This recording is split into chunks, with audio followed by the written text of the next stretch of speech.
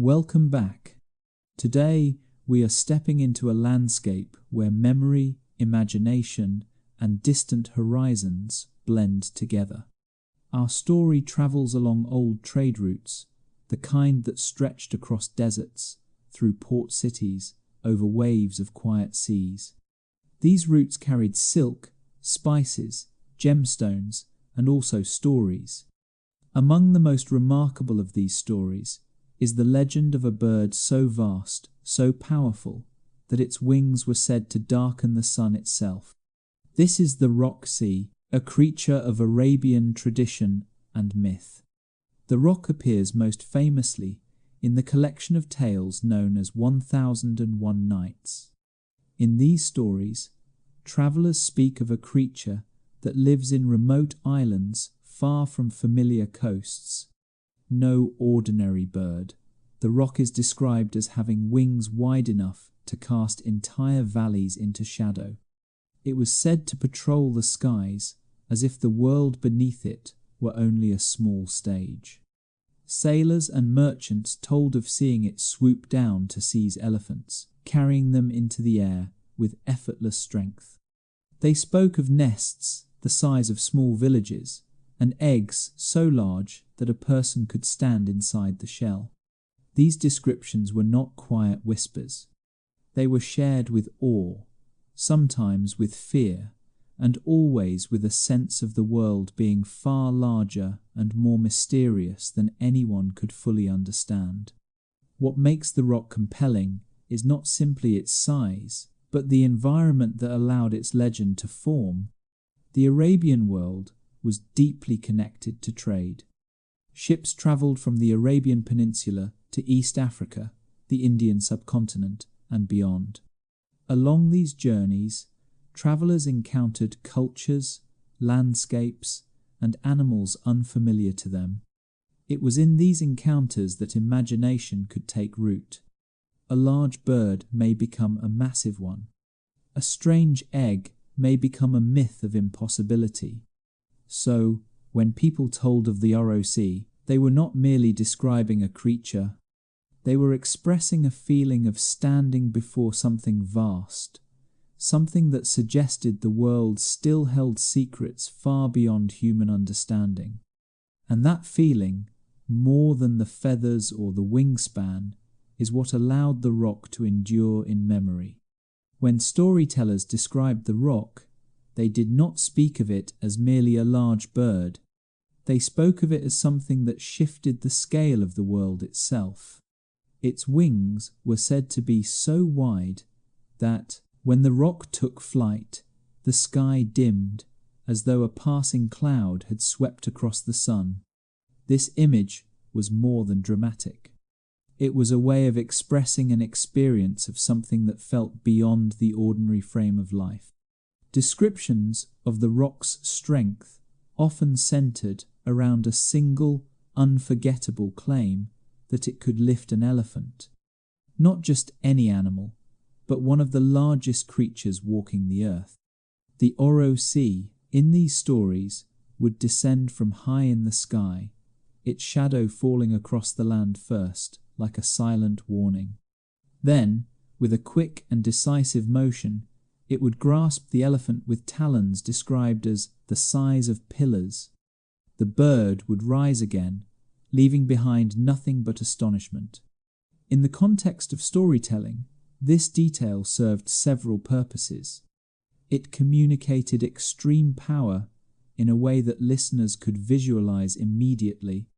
People knew what an elephant represented: mass, strength, presence. If something could move that with ease, then that creature must belong to a realm beyond human measure. But there was also something more subtle at work. The roc's immense scale mirrored how ancient travellers experienced the world. When they crossed oceans or deserts, they encountered landscapes and animals unfamiliar to their home environments. Some regions had birds larger than any they had ever seen. Some had creatures whose footprints alone felt unreal. To encounter something unknown was to confront one's own smallness in the world. The roc makes that feeling visible.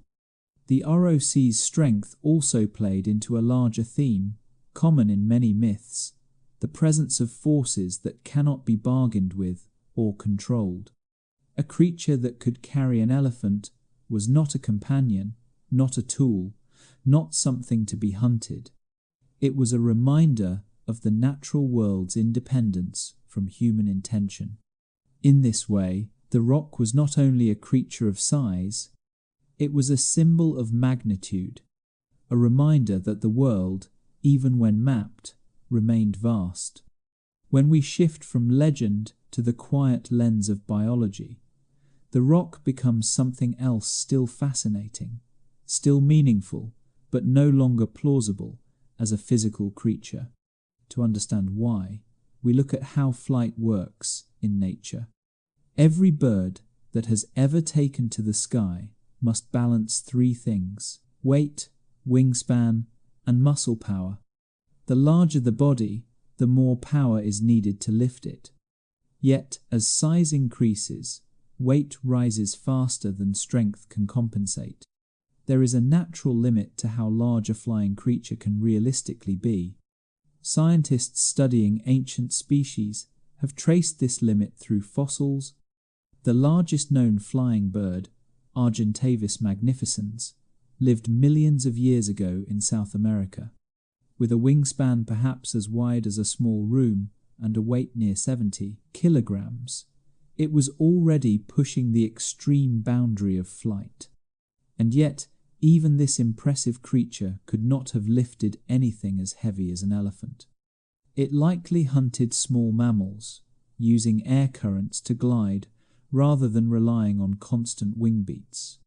To imagine a bird capable of carrying a several-ton elephant, we would need wings vast beyond anything known, wider than a city street, and muscles so strong they would require a completely different skeletal structure.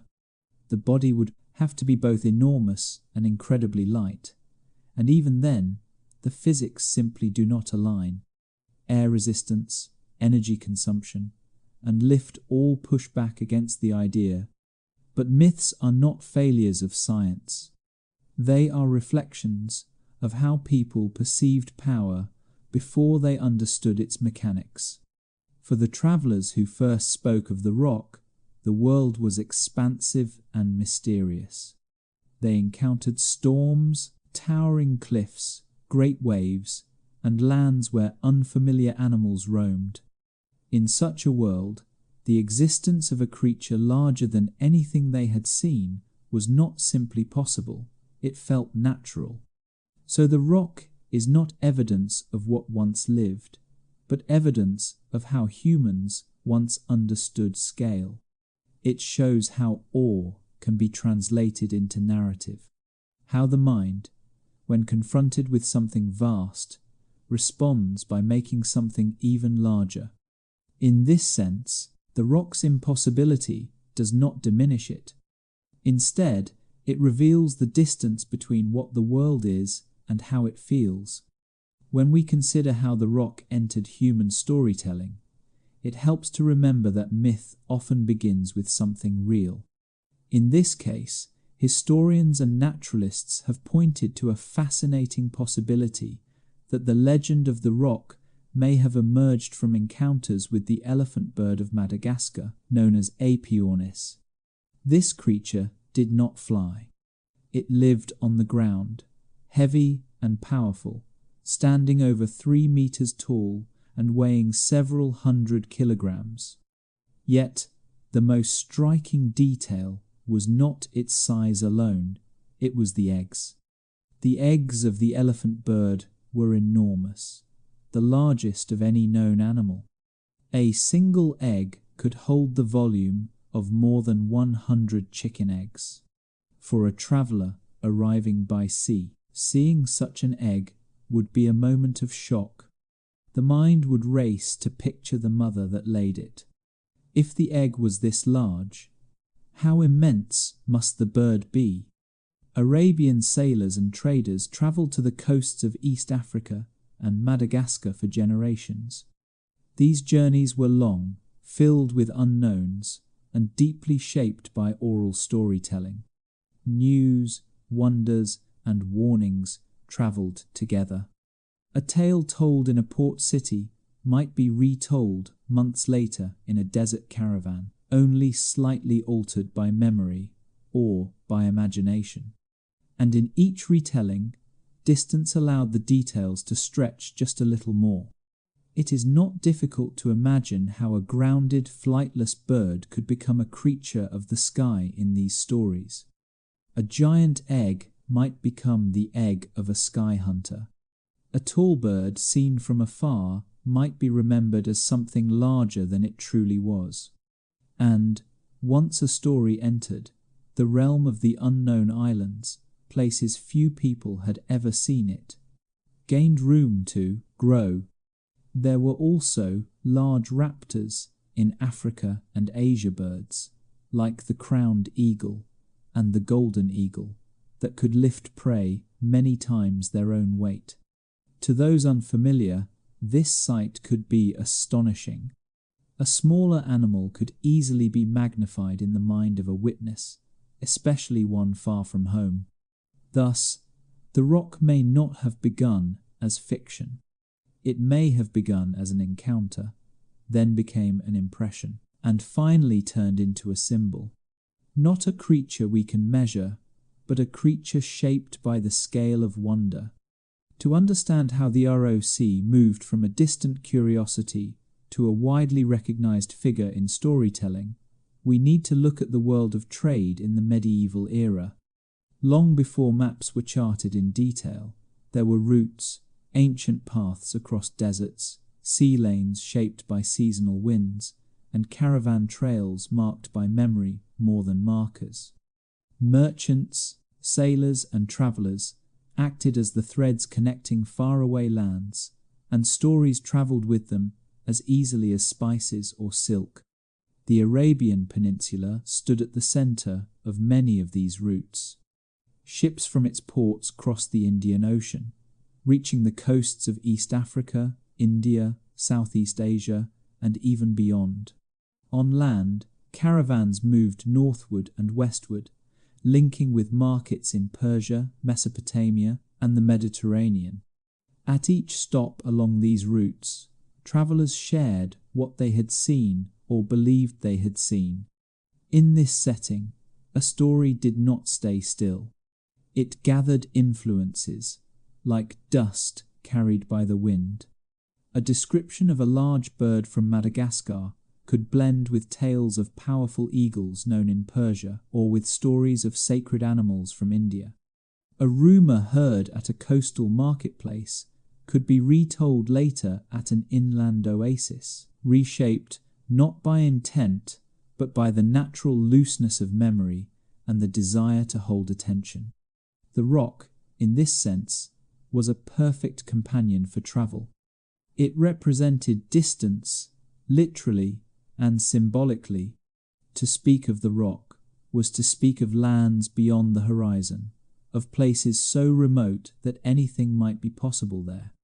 It became a marker of the edge of the known world, and because many who heard the story had never seen the places where it supposedly lived, the Rock existed in a space just beyond familiarity. It was not entirely unbelievable, because the world was still wide, still filled with unknowns. Every horizon suggested another beyond it. In a time before photography or global maps, the imagination was one of the most powerful tools for understanding. So the Rock's legend spread not because everyone believed it, but because the idea of it felt true to the experience of travel. The farther you go, the more the world outgrows what you thought it could be. As the Rock's story travelled across regions and generations, it slowly became more than a creature of legend. It became a symbol. In many tales, the Rock appears not as a character acting with intention, but as a presence, vast, silent, and beyond negotiation. It rises from the horizon, enters the story for only a moment, then disappears again. Its role is not to be understood, but to remind the listener of the scale of the world and the limits of human power. In cultures along the old trade routes, large and unpredictable forces were a familiar part of life. Storms could appear without warning. Deserts could shift their shape. The sea could change from calm to dangerous in the space of an hour. Travelers knew what it felt like to be small in the face of something immense. The rock gave shape to that feeling. It was not just a bird, it was a representation of nature's magnitude. This symbolism appears in the ways the rock is described. The creature does not speak. It does not form alliances. It does not seek to be understood. It simply is powerful, unreachable, and indifferent. In stories where a character encounters the rock, the moment often serves as a turning point. The appearance of something too large to comprehend forces the character to confront uncertainty, humility, or awe. The rock also reflects the idea that the world held mysteries beyond what could be explained. At a time when maps left large spaces blank, the unknown was not empty, it was full, and anything that lived there did not need to follow familiar rules. The rock lived in that space, in the places beyond ordinary travel where imagination filled the gaps. Even today, the rock remains compelling, not because we believe such a creature once existed, but because of what it represents. We still encounter things that feel vast, deep oceans, wide skies, distant galaxies, the scale of time itself. When we look at these things, the feeling is similar to what storytellers once tried to describe, a sense of standing at the edge of something greater than ourselves. The rock is the echo of that feeling, a reminder that wonder often begins where certainty ends. Before written records, stories lived through voices. They were told beside cooking fires, aboard ships, drifting under quiet skies, in market squares where the air smelled of spices and dust. In these settings, the storyteller was not merely repeating events, they were shaping atmosphere. The tone of the voice, the pause before a sentence, the small gesture of a hand could change the scale of a scene. And in such spaces, it was natural for details to grow. When sailors spoke of a large bird, they were rarely delivering a report. They were offering an experience. The story was meant to be felt, not measured. Perhaps the bird they saw was already impressive, a strong raptor lifting a goat or deer. The listener, imagining it, might picture the animal slightly larger. The next listener, slightly larger still. Each retelling became a kind of echo, and with every echo, the shape of the bird expanded. This is how oral storytelling often works, not through falsehood, but through emotion. The storyteller is trying to convey what it felt like to encounter something unexpected. The scale grows to match the memory, not the physical reality. And in a time when so much of the world was unknown, the imagination did not feel like an exaggeration at all. It felt like possibility.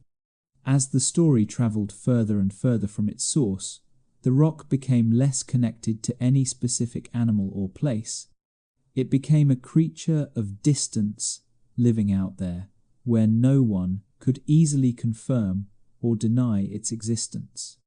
The farther the origin, the greater the freedom for the mind to build. Even written versions did not halt the growth of the rock. When the stories eventually appeared in literature, they were already grand. The rock was already enormous, already capable of lifting elephants, already able to darken the sky. The written text did not lock the story in place. It simply preserved one of many possible forms. This process did not diminish the tale. In fact, it is what gave it life. The rock endured because it was not confined to a single description. It stayed large because it represented something large, the feeling of encountering a world that does not end at the horizon. The story remained not because it was believed to be literal, but because it continued to express wonder. When the rock appears in 1001 Nights, it does so within a very particular narrative environment. These stories were not simply entertainment, they were structured as reflections on fate, human decision, and the unpredictability of the world. The rock often arrives at moments when a character is traveling far from home, isolated in unfamiliar territory, or stepping beyond the bounds of what is safe and known. In these tales, the rock does not speak, reason, or negotiate. It does not choose sides. It exists as a presence, vast, silent, and indifferent. Its role is not to teach a lesson directly, but to shift the scale of the narrative. When the rock enters the scene, the world of the story expands. Suddenly, the character is reminded that the world is far larger than their own concerns. One of the most notable examples is the story of Sinbad, the sailor. In his voyages, Sinbad encounters wonders and dangers far from the familiar cities of his homeland. That when he sees the rock's egg, he reacts, not with arrogance, but with caution. He recognizes that he stands before something beyond his understanding. The rock, in this context, becomes a boundary marker, a signal that the character has crossed into a realm where ordinary rules no longer apply. The rock also serves as a mirror for human behavior. In some versions of the story, travelers attempt to take or break one of the rock's eggs. Their actions are not framed as cleverness, but as transgression, an attempt to claim what is not theirs, to test the limits of what should not be tested. The consequences are swift. The rock returns, not in anger that speaks of revenge, but in force that speaks of inevitability. This narrative pattern reflects a broader theme found throughout many ancient stories. The idea that there are forces in the world that are not meant to be controlled. The rock is not a villain, nor is it a protector. It simply exists at a scale where human intention has no influence. Its presence reminds the listener that curiosity has boundaries, and that awe can be both inspiring and dangerous. In this way, the rock supports the emotional structure of these tales. It expands the story's horizon, reminding us that, in myth, as in life, we are always standing at the edge of something larger than ourselves. When we look at the rock not as a creature, but as an idea, we begin to see what it reflects about the people who told its story. The world in which these tales took shape was vast and unpredictable. Storms could erase a ship from the horizon. A wrong turn in the desert could separate a traveller from familiar paths. In such an environment, awe and fear were not opposites, they were intertwined. The rock embodies that mixture. It represents the moment when a person stands before something that cannot be measured or understood. This is not simply fear of danger. It is the awareness of one's smallness in comparison to the world. The rock is the sky made into a creature, the horizon given form. It expresses the sense that beyond everything a person knows, there is more, much more. In many ways, the rock mirrors the emotional landscape of early exploration. Travellers set out knowing that the journey might reveal wonders or tragedies. They lived with uncertainty as a constant companion. In that uncertainty, the imagination did not simply invent threats. It created symbols for the scale of the unknown. The rock is one of those symbols. But the rock also reflects a quieter human feeling, the desire to give shape to experiences that cannot be fully spoken. When someone sees a storm that stretches across the sea, they might describe it as a wing. When they hear thunder that feels like a heartbeat in the earth, they might describe it as breath. The rock is built from these comparisons. It is a way of making the enormity of nature something the mind can hold, even if only in story. And so, the rock reveals something enduring about human nature. When faced with the magnitude of the world, people created images that allowed them to acknowledge that magnitude without denying it. The rock is not a creature of fear alone. It is a creature of recognition, a reminder that the world is larger than us, and that this has always been true. For this reason, the rock does not fade when explanations arrive. Even as science maps the sky and names the stars, the feeling that gave rise to the rock remains.